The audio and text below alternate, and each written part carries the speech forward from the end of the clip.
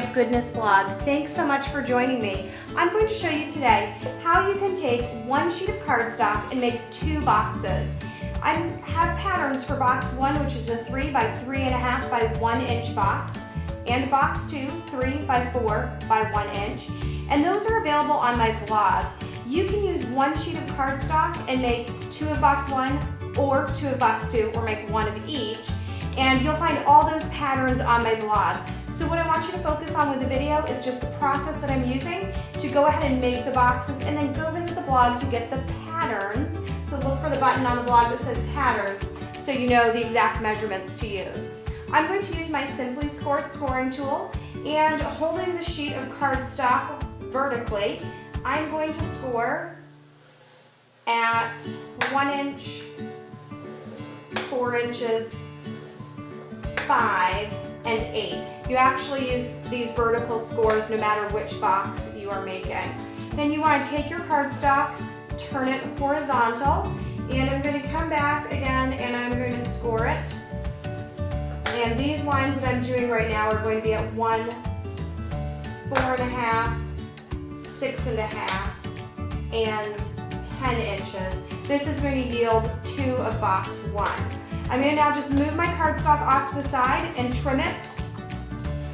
And I'm trimming it right now, just did that at 5.5 inches. That's the typical trim that you use when you're making a card using a single sheet of 8.5 by 11.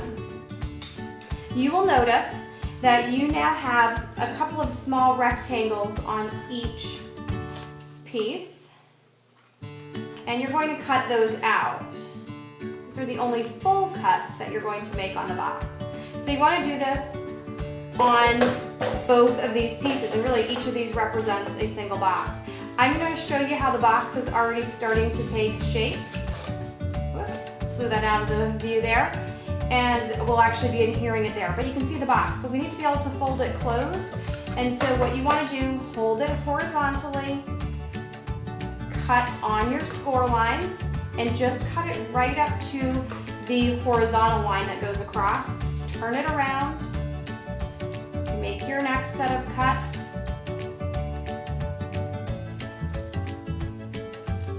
and then I want you to apply some sticky strip. Sticky strip is the perfect adhesive to use. Hopefully I can find where my sticky strip begins. There it is. It is great for this project. And once you get the sticky strip applied, go ahead and peel off the red backing tape.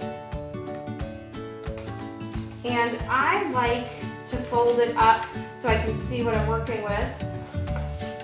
Go ahead, and now you've got the seal. You do have a few options for sealing this down. You could put a little bit of sticky strip on the ends and seal it that way, or seal one end and then put in whatever you're going to be giving away. Either of these will hold a gift card, some sweet treats, whatever small item you have to put in here. But you may need to leave this open for a bit. So again, you could put on some sticky strip. Something that I actually like to do, I don't always use adhesive on the ends. I'll just sort of leave them open, and then I'll just use ribbon to close the box, or a cardstock belly band. And so again, I haven't used any adhesive. I can just pull that off, or the gift recipient can pull it off and open the ends to reveal what's inside. One thing you may want to do too, you can certainly go ahead and make your bases, and then if you're not going to be using the boxes right away, store it flat, just so you don't have to worry about it getting dented. It's just like I've done here with this Halloween box. I've got one fully assembled, but one that can go down flat. And again, truly lots of options for how to decorate it. If you are going to do a single stamped image all over the box, I recommend stamp your entire sheet of 8.5 by 11 cardstock before you do any of your scoring, and just go ahead and get that all set. But if you're going to embellish just the top of the box, obviously you're not going to do any of that until the very end. Here I used a little bit of embossing and a couple of punched images, or on this one I did a stamped image and then mounted it on some other cardstock. But the black has no design whatsoever. So lots of options on how you could decorate these.